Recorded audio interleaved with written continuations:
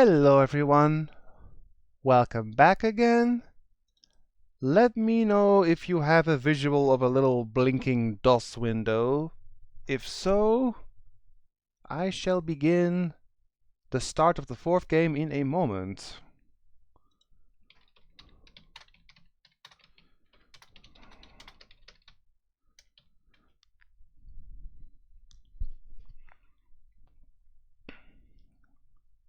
Hello, welcome back to Worf, welcome back Ra. Let's see, who else is here? Vader, Corsair, Kaori, Demonic, Typh, Sadar. You're all here? Because I will start then in a moment.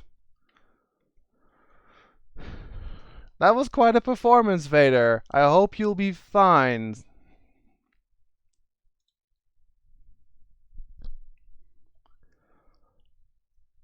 Let's see, what was the command again? I think it was just Shera. Yes. Alright, let's do it.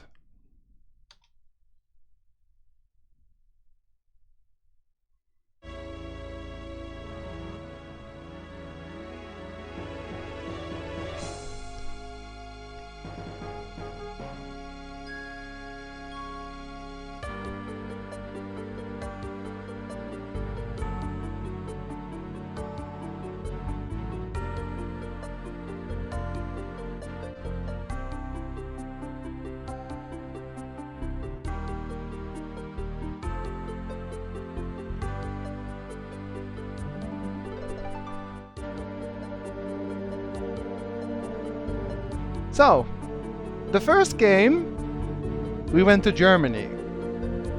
Second game, we went to Arabia. Third game, we went to Africa.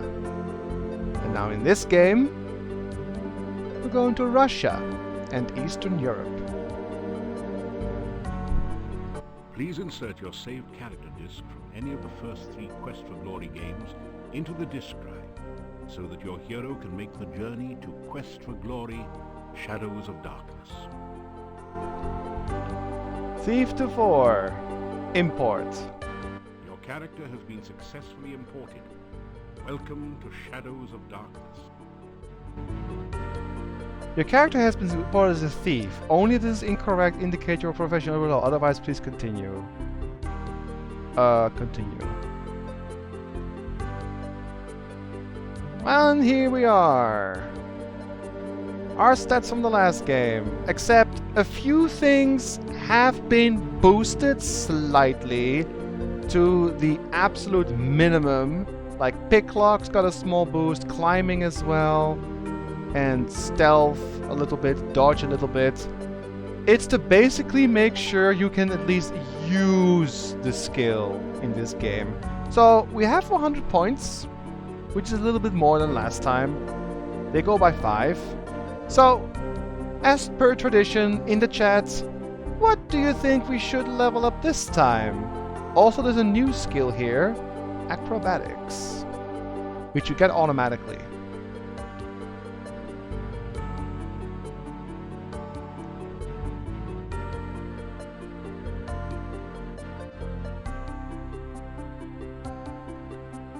Yeah, there's a lot of very talented voice actors in this game. A lot of familiar voices, too. This thing could pass for a Castlevania game, yup. A bit of parry and a bit of luck. Alright. Parry, a bit of luck. What else? We got a good couple of points left, so...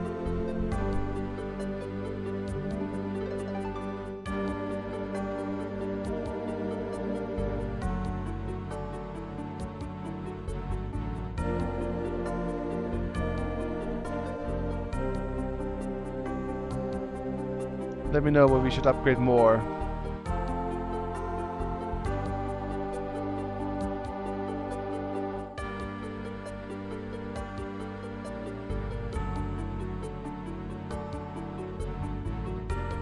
I'm gonna put a little bit into picklocking and a bit in strength.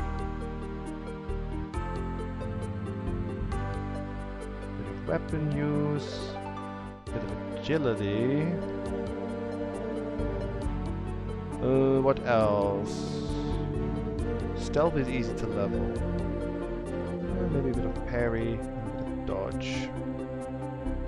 Acrobatics is also really easy to level. I get more strength and luck and picklocking. Alright, let's do it!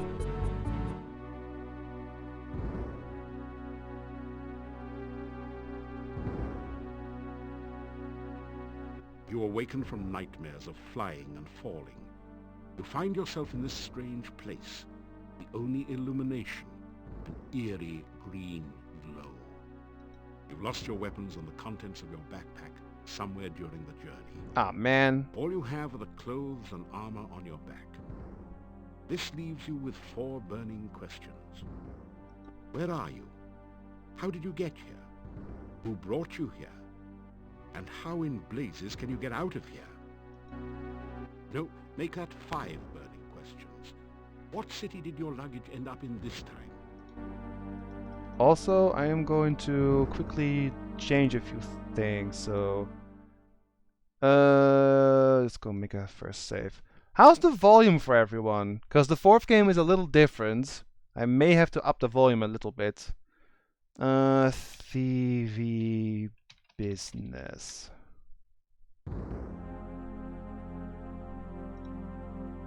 Speed goes up ever so slightly. Text, yes. Arcade. Audio.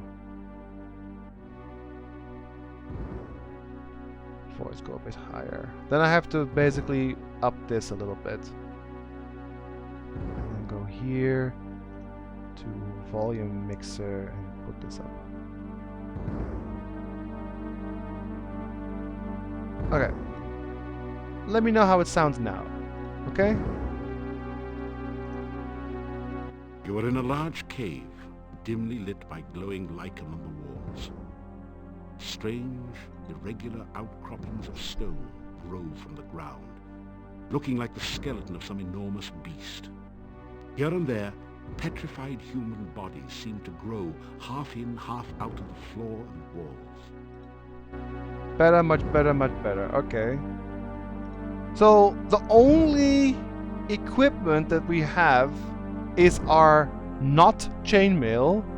It's a leather armor. We lost everything from the last game.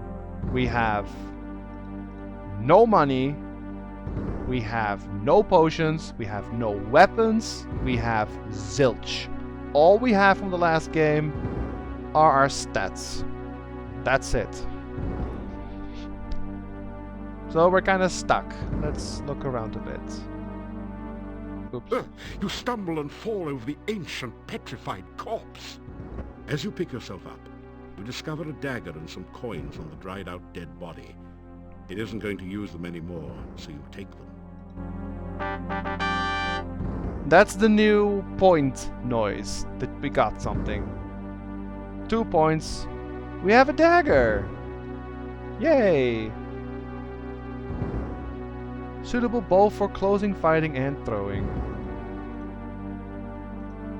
The deteriorated corpse has grown partway into the cave wall. A brief search reveals a piece of hard grey rock, which you take, and some coins, 3 crowns and 13 kopecks. It's a rotted, ancient corpse, half buried in the cave wall.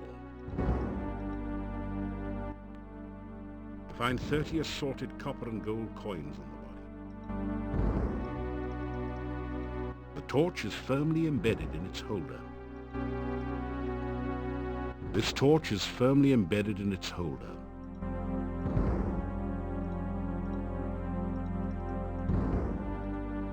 You scrape the flint with your dagger, creating a spark.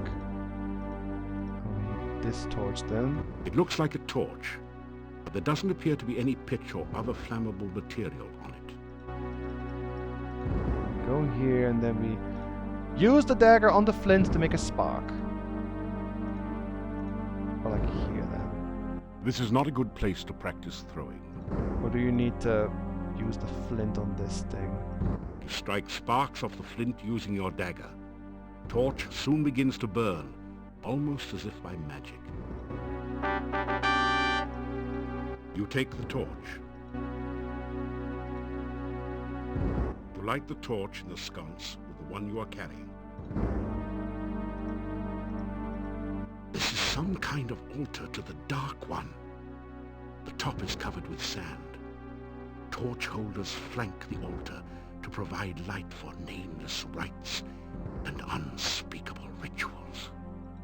If you guys haven't figured it out by now, I'll just say it up front. This game, compared to the last 3 games, is a lot spookier. And sometimes even downright unsettling compared to the first 3 games. It's not gory or anything, it's not bodily horror or anything, but it does get a bit spooky.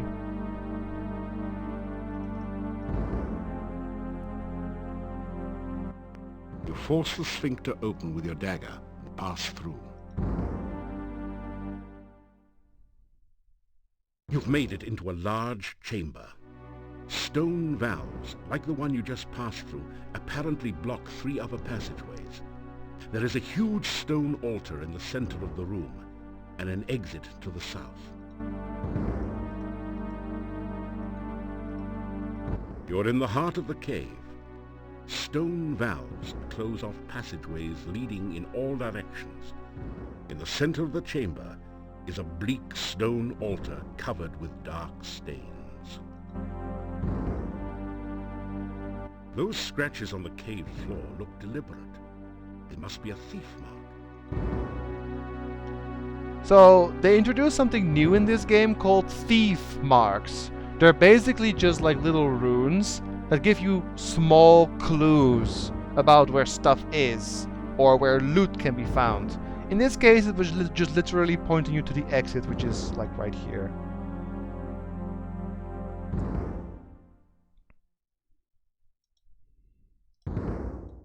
A heavy rope bridge spans the deep chasm. Guys, do we have to do the tightrope stuff again? Like, come on, I'm sick and tired of doing rope challenges. But I suppose... walk the tightrope!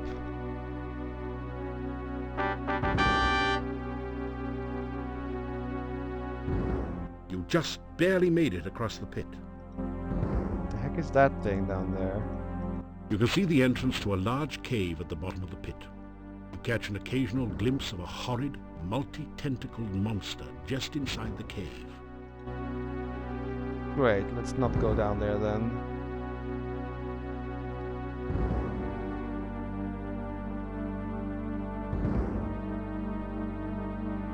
You slip through the mouth of the cave, just in time to avoid being crushed by its closing jaws.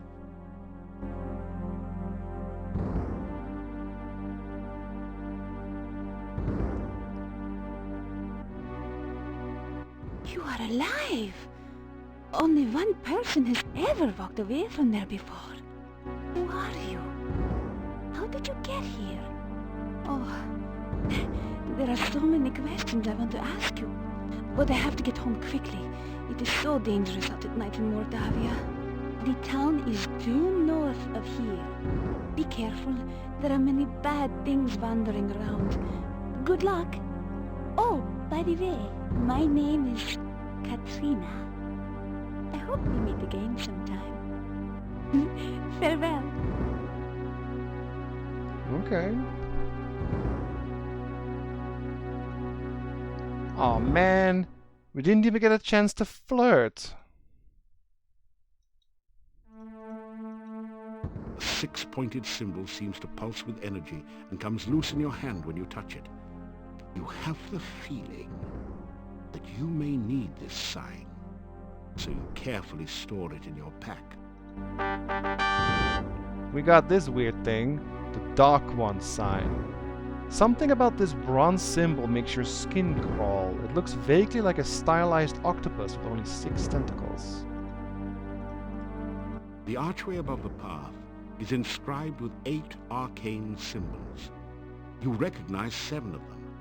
from Arcania 101, no doubt, as the symbols of blood, bone, breath, essence, heart, the mouth, and the senses.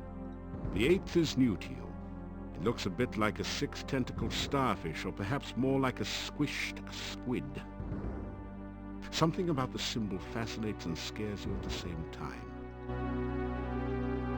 This symbol is really abstract. You may have seen it once before, described in an ancient book as the sign of essence, or one's inner nature. This looks like a throbbing heart.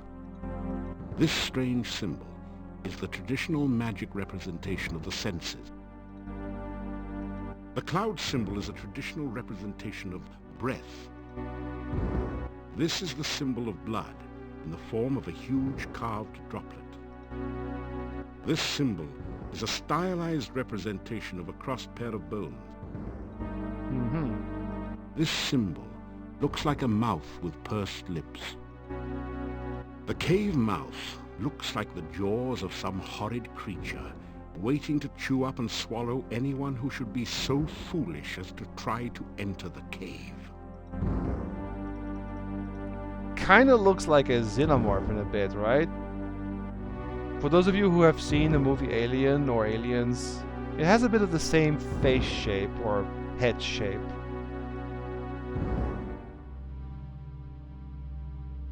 Right then.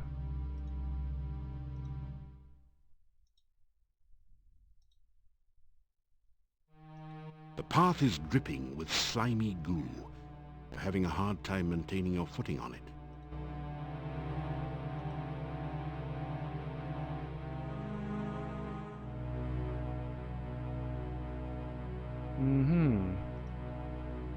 This tall standing stone has been carved so that the top looks like a squid is perched upon it. The standing stone feels rock solid. A narrow stream of viscous, gooey, grimy sludge oozes its way down the hillside. A pool of sticky, greasy-looking slime dominates this area below the cave. A stream of slimy goo oozes down the right side, and goo dripping on the path makes it slimy and treacherous as well. A delicately crafted bonsai bush looks totally out of place in a pool of dark, unhealthy-looking goo. You can't reach the bonsai from here, and the ledge is too slippery for you to climb on it. Perhaps you can try something else. We don't have much items to work with, and I'm not throwing my only dagger. So we have to come back later to do something with the bonsai bush. I suppose for now, since we are basically defenseless, we should sneak to the town, right guys? She said it was due north of here, so let's follow her advice and go there.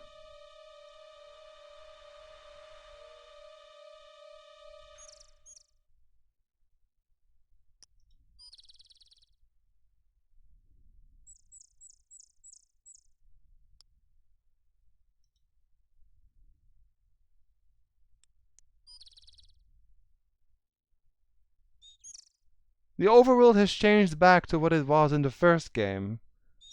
It's a little valley we have to explore at some point.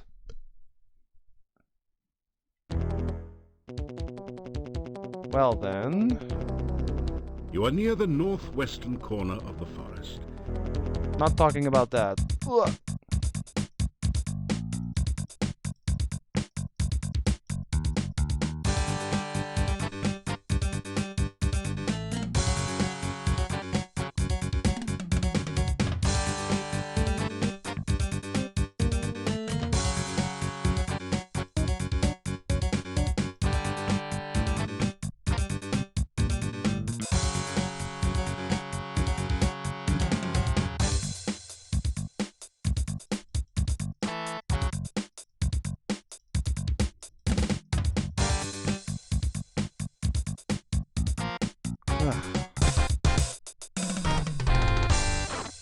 I actually have to load my save file because I got poisoned in that fight, and I have no way to cure it yet.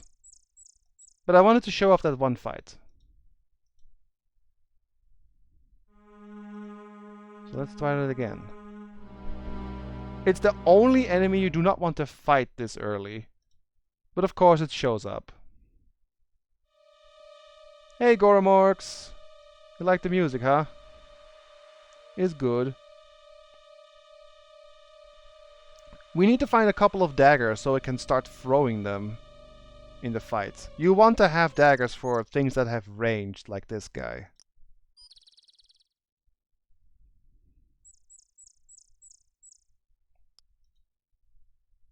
The magician run repeats itself, yup. But at least in the magician game, I think I either avoided the poison or I just blasted him so much that I didn't get hit. Alright, we made it to the town.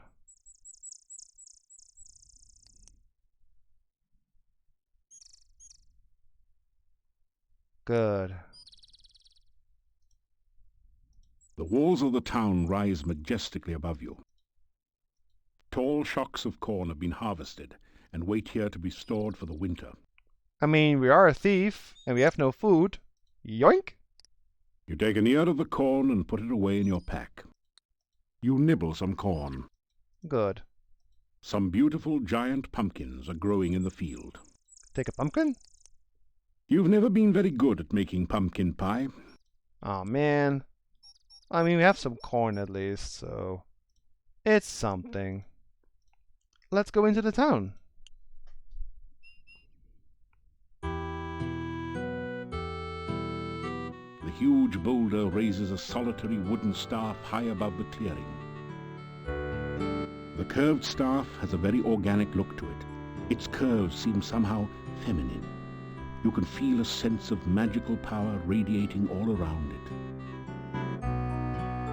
Beautiful, out-of-season flowers grow all around the stone monument. You pick some flowers and put them away. I don't even have to say this much in the game because I get all the talking done for me, but I will try to stay in touch with you guys. I hope you guys are liking the game so far, like first impressions compared to the last game. You! How did you get here? Why are you here? Few strangers come to Mordavia. I am the Burgomeister. It is my job to know everyone and everything that goes on here. Alright, we greet. The Burgomeister stares at you suspiciously. Tell about yourself. You tell the Burgomeister about how you came here. Do you expect me to believe such a story? That you could walk out of that cave alive? That the cave would be open? Tell me no more lies. Alright, fine. I'm not gonna make the thief sign to you. That's a bad idea. Let's talk a bit. My name is Dmitri Ivanov. I am the Burgomeister of this town. Mordavia is a valley surrounded by mountains. There used to be a road which led from here, but heavy rains have created a swamp at the base of the mountain south of here. No wagons can get you in or out, nor can any person, except perhaps you. This is the town of Mordavia. There is an inn and a shop down the street where you can spend the night or get some supplies and be on your way. The sooner you leave, the better for all. There are many dangers in Mordavia, and we certainly do not need a stranger to stir up new troubles. What about the inn? The Hotel Mordavia has rooms and food. It is a safe place to spend the night. The shop does not carry much. We have been cut off from supplies for a while now. Still, you may at least restock your food rations before you continue with your travels. That's a good point, because we have no rations at all, and we don't have much money either. There are many strange and dangerous creatures that live in Mordavia. Trust nothing. The gates of this town are closed at sunset. Do not let yourself get caught outside after dark, for few can survive a Mordavian night or remain sane enough to speak of it. Yeah, the night in this game is actually really dangerous. Even more so than the first and the second game. Nighttime in this game sucks. So we're not gonna do that early on. Just leave Mordavia quickly. No good comes from outsiders, and we do not want you here. The Wyvern was like the tip of the iceberg. There are way, way stronger things out there. Let's make a quick save. I do have to save a lot, like always, but even more so in this game because there's a small glitch that sometimes when you open or close a door the game can crash. It's why I'm just saving a lot, so bear with me.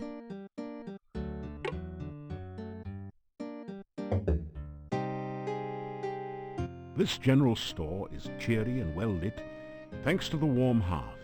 The first things that you notice are the cats. They seem to be everywhere. Then you see the shopkeeper, sitting on her rocking chair as she knits.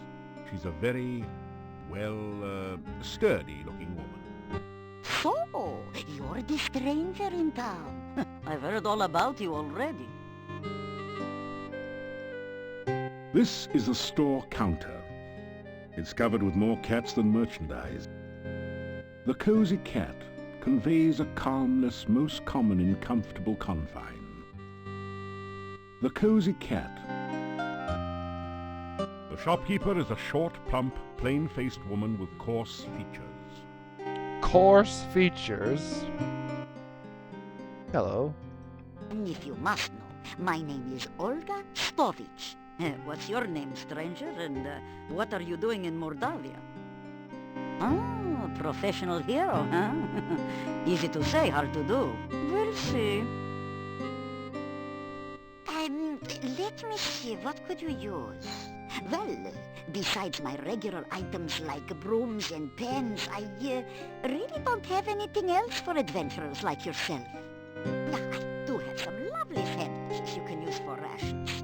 And garlic, of course you'll need garlic.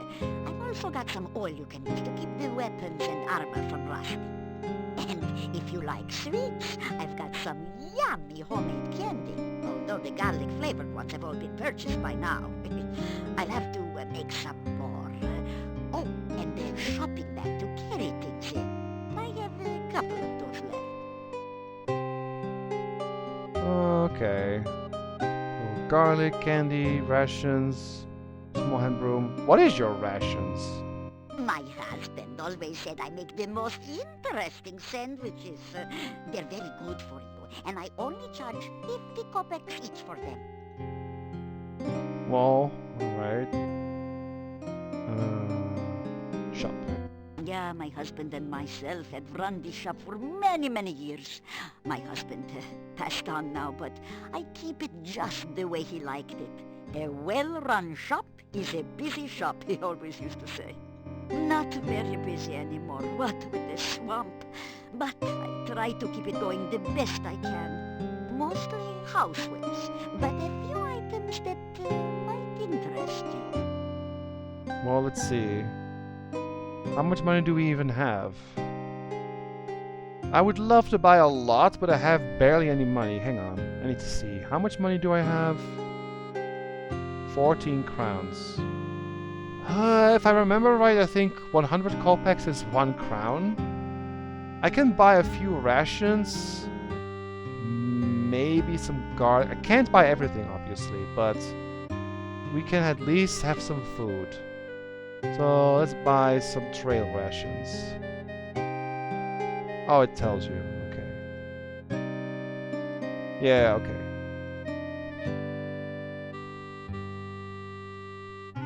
Like, that should be enough rations for a while. I guess the oil is important because we're a thief. And I don't have a need for the rest yet. One more ration, and I'll save the money for later.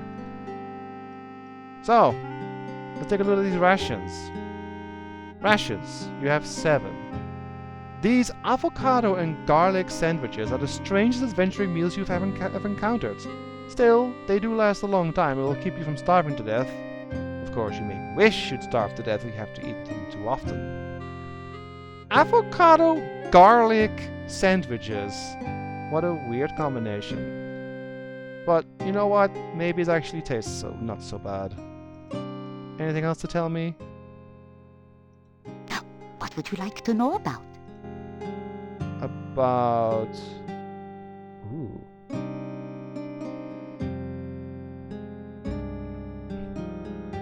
Let's talk about the castle. The castle north of town was abandoned for many years. Then, some strangers moved in 4 years ago. No one knows what goes on there now. But it won't be for the good, I'll tell you.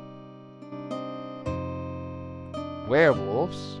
Werewolves are gypsies, no question about it. They change into wolves at night, eating anyone they can get. Nothing can kill a werewolf but silver or magic. So you be careful out in the woods at night, you hear me? The gypsy camp is not at all that far from here. That is a bad place, and you'd better have nothing to do with it. It is dangerous and should have been torn down long ago. Many a stranger never came back after asking questions about it. So don't let your curiosity be the death of you. Yeah, Bella's a good woman. She's the one who really runs the inn. Her husband just gives orders. Someday she'll give Yuri a piece of her mind, and good for her. The things she puts up with. Bella, she was a pretty woman not long ago. Was not called Bella for nothing. Losing her only child really aged her. What a tragedy. Well, we got some good info. Thank you. You be careful. We don't need you going around stirring up trouble after all. Got enough as it is. If you do find something interesting, you let me know, of course, won't you? Sure thing. Goodbye. Or, as my dear departed Boris used to say, may the winds blow fair at your back. Alright. But yeah, you won't, like, I will still communicate, of course, and I will talk to chat, and I will, like, act and interact and read. I actually want to try an avocado garlic sandwich one day. I don't know the, like, ratio, though. I can see, like, 2 little bits of avocado sticking out here. This looks more like lettuce to me. And I have no idea how much garlic there even goes in, but it might be good? I don't know. I don't mind avocado and garlic, just never tried it together, that's all. Sounds a bit strange, but who knows, maybe it's actually not that bad. Let's go to the inn. The 4th inn in the game. You've entered a small but nicely furnished country inn. Stairs lead up to the guest bedrooms. The floor is covered with sawdust and peanut shells. The barrel contains the few shells that manage to land in it. The innkeeper stares at you with an expression of fear and astonishment. It is several seconds before he speaks. This is the Hotel Mordavia. Rooms here are 15 kopecks for room and board. Pay for 1 week in advance. Your room will be the first room at the top of the stairs. When you want food in the morning or evening, just sit down over there by the door. Pay the innkeeper for your room and board. Thank you for your payment. I think we're pretty much broke now. Well, not that bad. Wait, 15 kopecks for the night and 7 days. So 7 times 15, it's like 1 crown-ish. A little bit more than 1 crown. That's not bad. Hello there. They stare at you in astonishment. You say you are a hero. Well, we will judge you here by your actions rather than your words. Fine. Magic is a very dangerous thing. We do not trust those who use or are used by magic. Make certain you do not give us any more cause for alarm. Okay, okay. Let's see. My name is Yuri Markarov. My wife's name is Bella. We are the owners of this inn. The Hotel Mordavia has been in my family for generations. It is the only place to be when darkness falls at night. Everything else is closed, and even we lock the doors. You must knock if you wish to come in.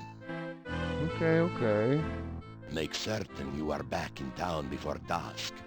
The gates of the town will close solidly to keep out any dangers. We can climb over the town gate. Remember in the first game? We could do that again. The monastery is to the north of here. It has been abandoned for many, many years, but it has a bad reputation. No one in town will go near it. And if you have any sense, neither will you.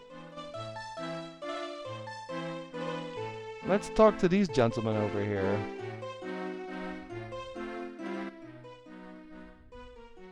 I am Hans. Pleasure's all yours. I'm a farmer of pumpkins and corn and a person of great importance here in lovely Mordavia. Listen, I'm telling you, Igor's death must be avenged. Pleased to meet you. I'm Ivan, an elephant herder. Unfortunately, there are no more elephants in Mordavia, so business has kind of fallen off a tad. Elephants? What do you mean elephants? Guys, is it just me or is Mordavia a wonderful place? Oh, are you kidding? It's the greatest. There's many places to go, things to see. Are you kidding? Right. Let's not forget that scenic cemetery to the east of town.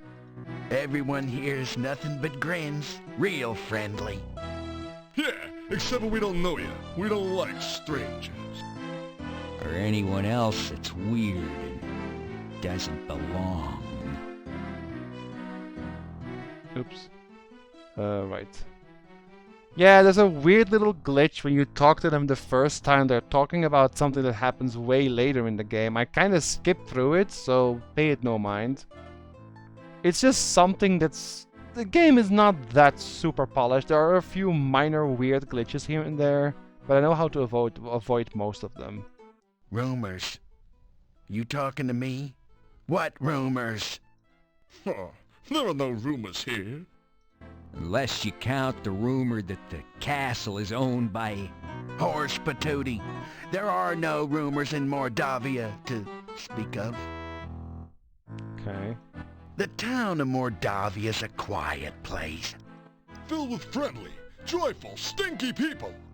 Well, I'm not so sure about the friendly part. We tend to be very suspicious of strangers like you. Yeah, well, anyway, the town is filled with joyful and stinky people.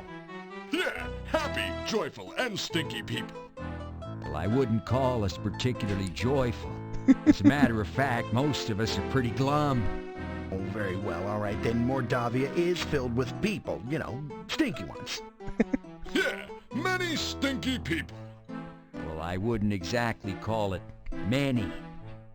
There actually aren't very many of us around here. Oh, forget it. Well, at least he stinks. Well, yeah. In case you guys didn't hear already, this guy, he's voiced by Jim Cummings, who is known for many things, including Winnie the Pooh, Tigger, Darkwing Duck, and Pete from Disney, just to name a few. So, you are still around, are you? When are you leaving Mordavia? Not yet, buddy. I just got here. I'm exploring this silly town. This stinky town! As you enter the northern part of the town, you hear the sound of a chisel chipping away at a stone block. A man is carving gravestones at one end of the street. Your attention quickly moves from the stone carver to the ominous Gothic building in the center of the street. There is definitely something not right about this structure. What do you mean? It looks lovely! Like, look at the Gothic thing, look at the Gothic decorations on this building with the nice ominous depictions of mosquitoes and squids and just the lovely grey stones everywhere and eyes that stare at you from the cold darkness of the rock it was made from. It is a totally fine, awesome, nice looking building.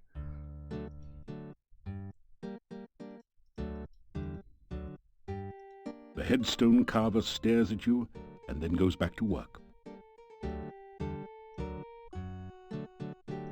You introduce yourself to the gravedigger.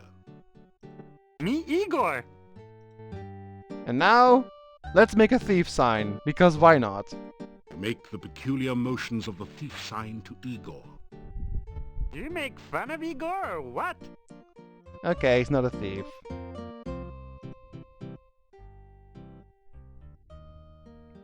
Town Mordavia, this north part of town. Oh, this day job. Also work graveyard shift. Little graveyard humor there. I warned you guys about the puns from the second game. They're back in full swing. This game is full. I mean full of puns. So get ready. Igor dig graves in cemetery. Igor put dead person in grave. Igor cover dead person with dirt. Igor put headstone on grave. Oh, plenty job security around here. Business is piling up. Little graveyard humor there. Piling up. Bad building. No go there. Bad, bad, bad. Building was Adventurers Guild. No adventurers, no guild.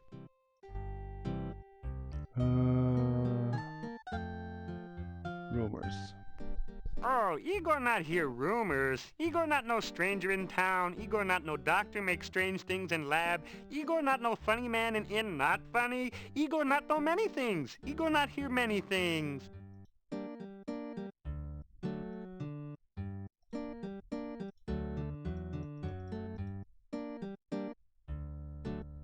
It's completely silent beyond the door. The door is locked. Man. And I don't have a lockpick. Boo.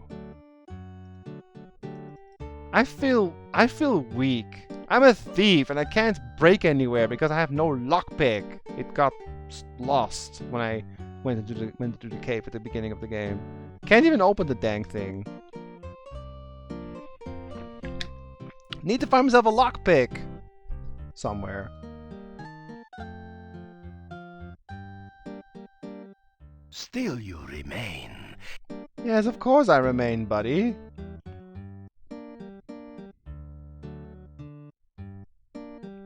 Hello. The old man walks with a slumped back and a sad, dejected look in his eyes. He seems to be searching for something that he hasn't been able to find. You greet the old man. Good day. Have you seen my Anna? I am Nikolai. Have you seen my Anna? Anna, have you seen my Anna?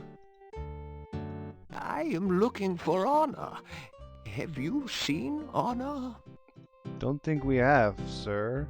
You tell the old man goodbye. If you see Anna, tell her I am looking for her.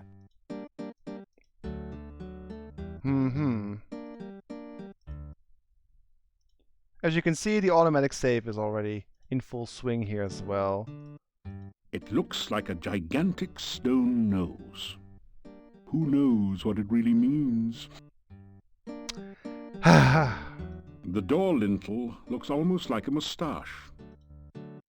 The windows stare back at you like eyes in the living wall. Well, they don't really, it's just a simile, you know. The rope is attached to a series of bells hanging under the overhang. Or was that over the underhang? Or maybe around the... No, never mind.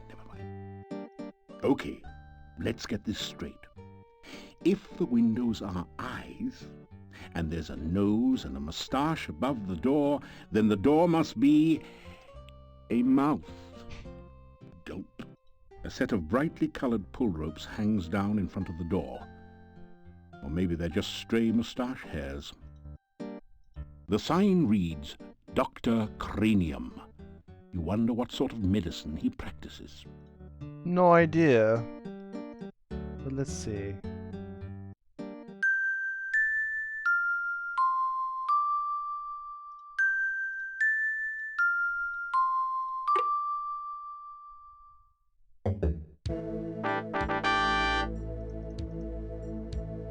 Okay then.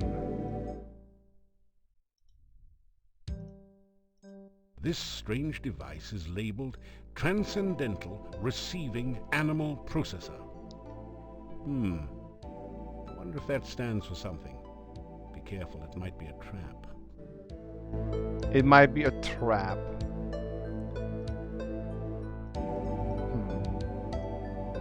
There's a sign on the door. It says, "Warning, do not open without appropriate precautions." Let's try open it then. Listen. You hear something bouncing around behind the door. A lot of somethings. How interesting. It sounded as though someone knocked on the other side of the door as well, several times.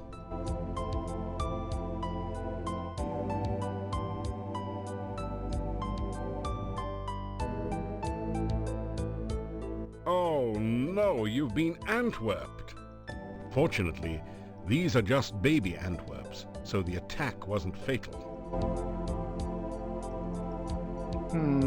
Okay. The sign says, "This is the key maze." You don't hear anything behind this door. There is no response to your knock. Behind the door is a sort of rat maze, but it's missing the rat, or whatever is supposed to be traversing the maze.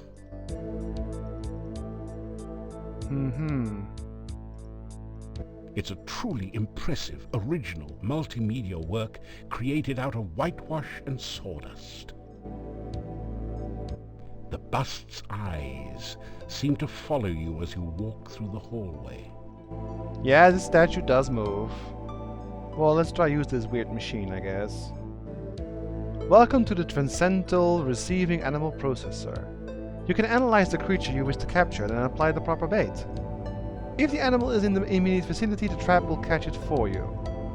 If the animal is not in the area, you'll just have to catch it yourself. But at least you'll know what to feed it.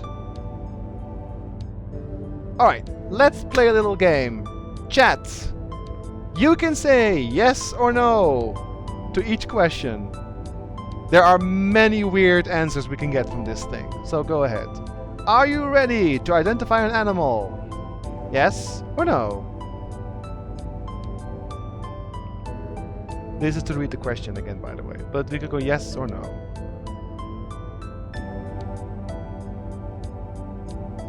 No. I didn't think so. Come back when you're ready.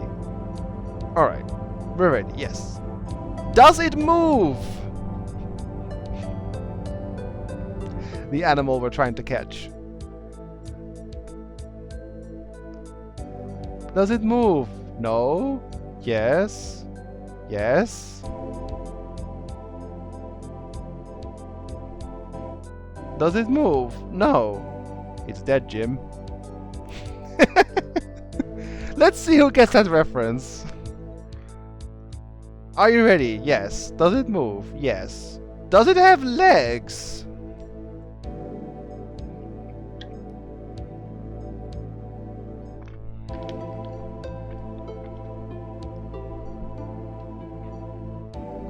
Star Trek? Yup. Does it have legs? No. No.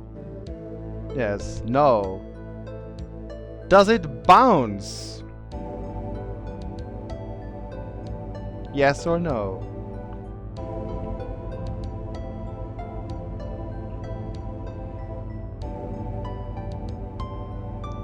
Yes, yes, yes. No. Alright, does it bounce? Yes. Is it alive?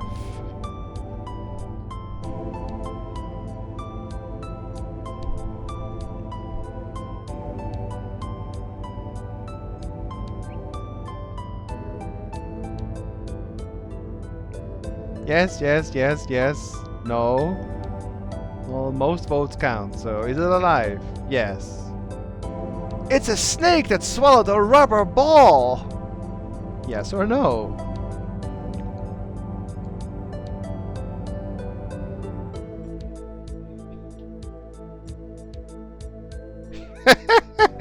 Corsair's like FML. If the snake is over, no. Oh, then you must want a kangaroo. Yes or no?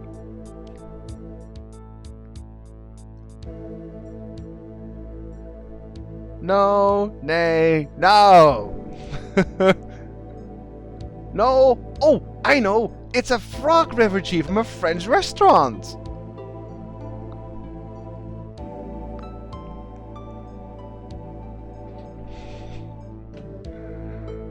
Yes, no.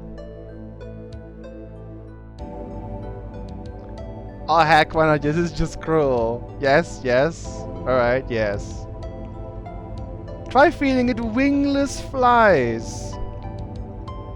Okay, that was not right. So, are you ready to identify an animal? Yes. Does it move? Yes. Does it have legs? No. Does it bounce? Yes. Is it alive? Yes. It's a snake? No. It's a kangaroo? No. It's a refugee from a French restaurant? No. Surely you can't be trying to catch a baby Antwerp. Yes or no?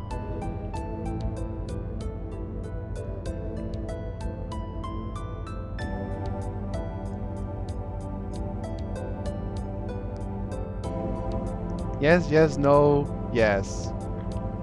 I'll go back after we get the right answer to see all the wrong answers because they're hilarious. Yep, that's the first reference to the first game, Corey, and there are a couple more. Yes. You've got to be kidding! Yes or no?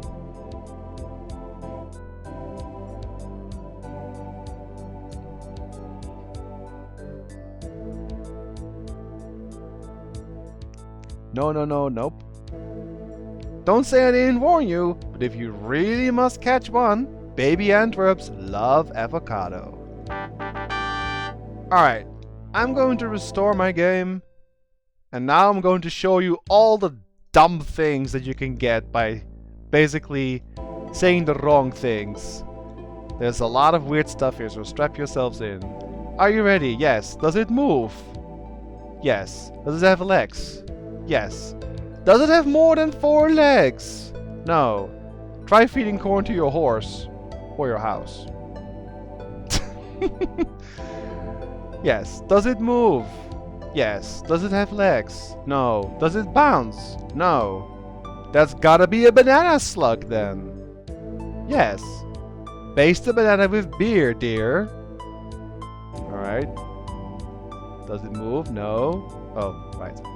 Does it move? Yes. Legs? No. Bounce? No. Banana slug? No. Oh! Then it's a banana split you want! Try a maraschino cherry! Yes. Does it move? Yes. Does it have legs? No. Does it bounce? Yes. Is it alive? Yes. It's a snake? Yes. Feed it an antacid.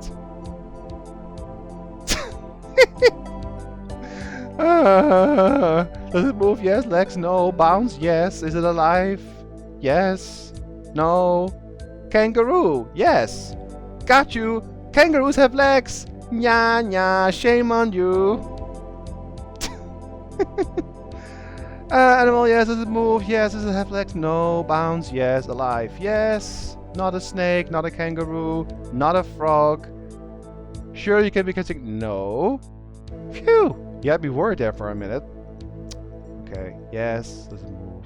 Yes. Legs. No. Bounce. Alive. Not a snake. Not this one. Not this one. Yes. You've got to be kidding. Yes. Phew. You had me worried there for a minute. Alright. I think we're almost done. Does it move? Yes. Legs? No. Bounce? Yes. Alive? Yes.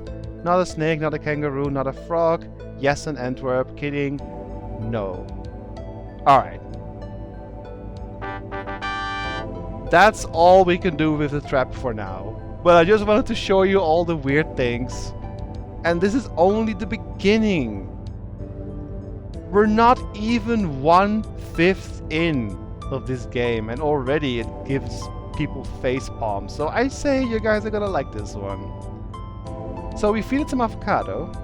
You bait the trap with avocado from your sandwich. Avocado was never high on your list of favorite foods anyway. trap starts working.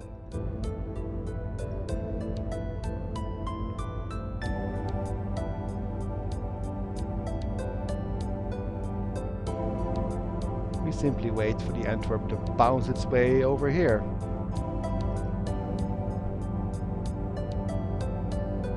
Takes a moment sometimes. We just move. Or did we not do this yet? That may also help. Bonk. Oh no, you... Fortunately, these are just baby Antwerps. Now we get the Antwerp in there. You've caught an Antwerp. It's simply amazing. The Antwerp has a soft, delicate fur over a basically rubbery base. Fur? They have fur? Did not know that.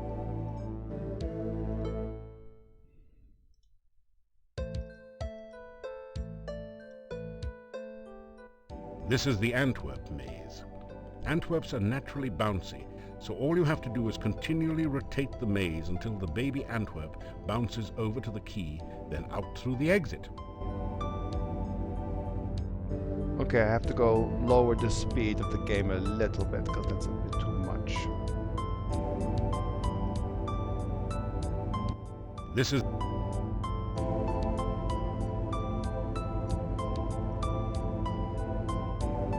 You guys like these types of games? You may have done this in the past.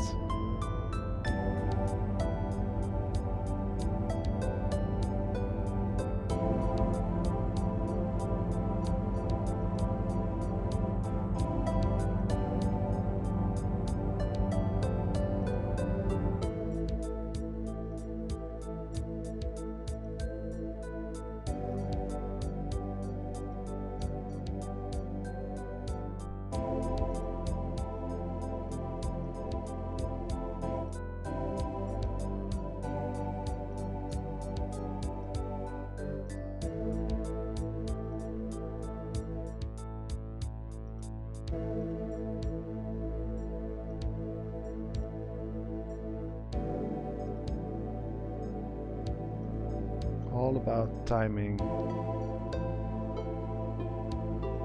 There we go. Congratulations. You've used the baby Antwerp to get Dr. Cranium's laboratory key from the maze. You add the key to your keyring. What keyring? Well, I mean, we have a keyring now. This ring contains the keys you found during your quest. One of the keys opens the door to the Dr. Cranium's laboratory. Well, I guess this is our first key then. I'll go into the door real quick and say hi for a bit, but then I have to stop since there is something in there that I have to look up that I do not have ready at the moment, but I will have it ready for next time, which is the perfect moment to stop streaming for now. Let's go in here for a little bit and chat with our friend after we solve this little puzzle. There are The door... Yeah. There are a lot of puzzles in this game, which is not bad, but this one takes a little while. You guys like sliding puzzles. Not really sliding, more like putting things in the right spot. It's not that hard. I think this is it. Yeah, that looks right. And then... where? Here. And here.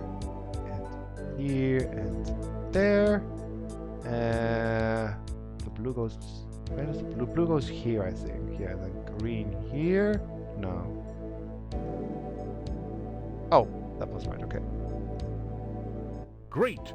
You've managed to find Dr. Cranium's keyhole and open the door. You pass through into Dr. Cranium's private laboratory.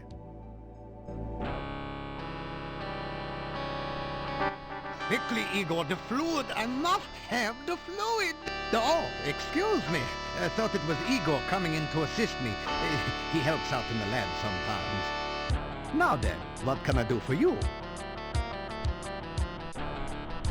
Good evening there, Rubber Duck Buck. Welcome to the stream, hope you have a good time. Unfortunately, you've caught me at like near the end of my stream, so I'll stop after a couple of chats with the doctor here. The only sliding puzzle I don't like is the one in Phasmagoria where I could be missing one of the needed pieces. Yeah, I remember that. What's this? It's a beaker full of eyes, and they all seem to be looking at you. Dr. Cranium looks considerably more like a demented wizard or mad scientist than a real scientist. Despite his white hair, you suspect that he's no more than middle-aged. He also seems to have developed a significant paunch. Root beer belly, no doubt. Root beer belly. Well, let's have a chat. You say hello to the scientist. Welcome to my laboratory. You must have more than the usual intelligence and perseverance to have made it in here. I suppose. You introduce yourself to Dr. Cranium and tell him a little about your adventures. I should be most interested to hear about your travels and your scientific discoveries along the way. Unfortunately, I have very little time for that right now. Perhaps we can discuss your adventures when you next return. Alright.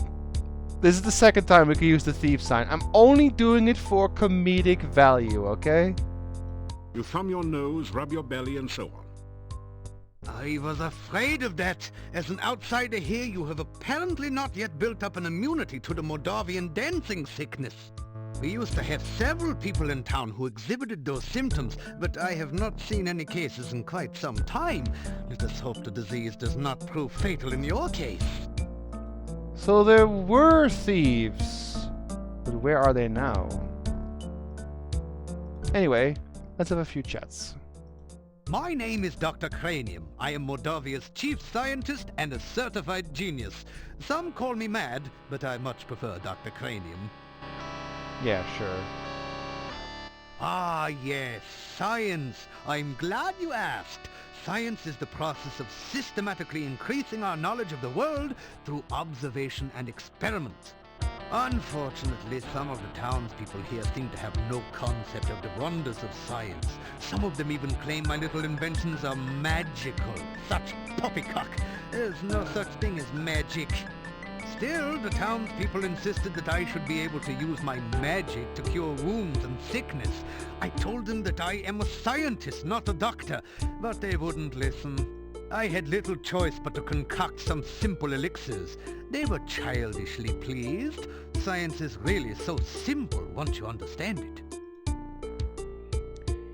Yeah, normally I would do this right now, but I would have to look up something in my little manual that I don't have with me right now. I could also look it up online, I know, but it's getting kind of late. So I'll save this a little bit for the next stream. It'll be more fun, so I can show you what I mean. For now though, let's chat a bit more. Igor is the gravedigger and tombstone carver. Business has been slow lately, perhaps because there are very few people left in town. So Igor sometimes comes in to help me with my work. Igor has had less work of late. The forest is just as dangerous, but there aren't very many people left in town who are stupid enough to go out there at night, you know. I like to think of it as a sort of evolution in action. Mm-hmm. Igor is carving out quite a niche for himself in the gravestone business. You might say he is well on his way to becoming a rock star. Then again, you might not. He's also making the stupid puns, yes. The cemetery is outside of town to the east. It has proven a fruitful source of materials for my experiments. There are also some interesting and cryptic puzzles to be solved there. Cryptic. Ha. Ha. Essential etheric fluid is an important ingredient in my formula for reanimating dead bodies. It contains the essence of the element of water, the most important ingredient in life science.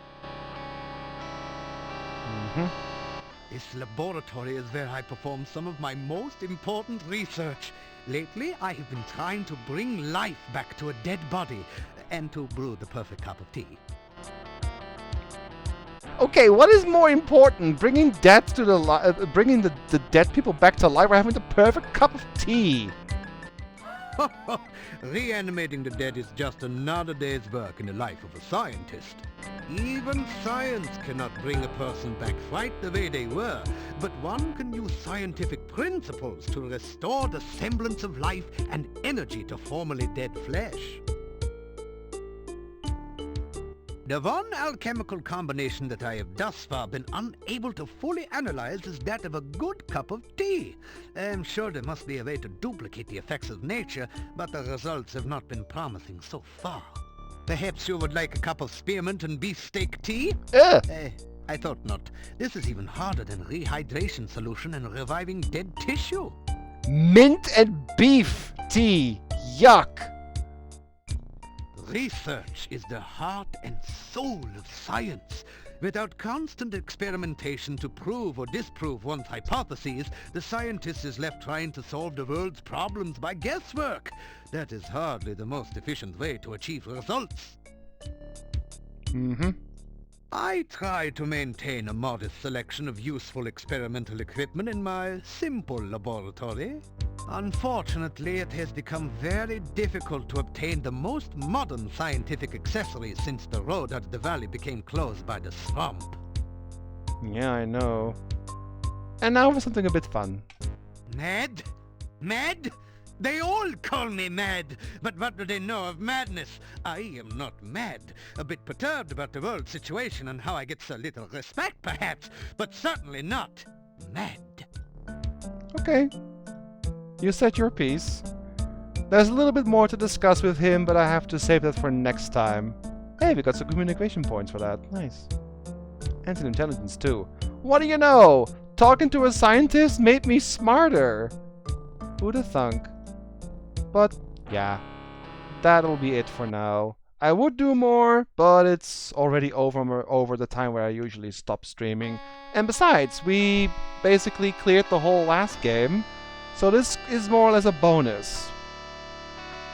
But I hope you guys enjoyed that, and next time, Friday, we'll go back to Mordavia and go outside as well, explore the forest, find some nasty creatures, and see what's going on in this land some more. So thank you very much for watching, guys, and have a good evening, have a good weekend, and I'll see you next week, Friday, for more Quest for Glory 4 Shadows of Darkness. Until then, see you later, guys. Take care. Bye-bye.